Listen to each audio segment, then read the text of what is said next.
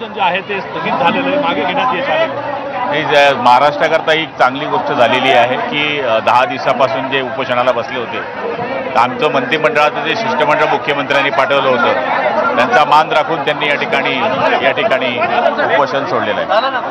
Sir काय सांगाल, यश आलेलं आहे आज? निश्चित आपण बघताय की दोन्ही जणांनी सरांनी पण आणि वाकचौरे दोघांनी आपलं उपोषण सोडलेलं आहे। काल अतिशय सकारात्मक बैठक मुंबईला त्या ठिकाणी झाली होती। माननीय मुख्यमंत्री, दोन्ही उपमुख्यमंत्री बैठकीला हजर होते आणि या ठिकाणी त्यांनी सांगितलं की कुणावरही अन्याय होणार नाही, कुठल्याही समाजाला अन्याय होणार नाही, ओबीसी समाजाचा कुठलाही त्याच्यामध्ये आरक्षण हिरावून घेतलं जाणार नाही असं आश्वासन आम्ही त्या ठिकाणी दिलेलं आहे। आणि मला वाटतं जे उपोषण करतायत तर ते समाधान झालेलं आहे आणि त्यामुळे आज उपोषणाची सांगता झालेली आहे।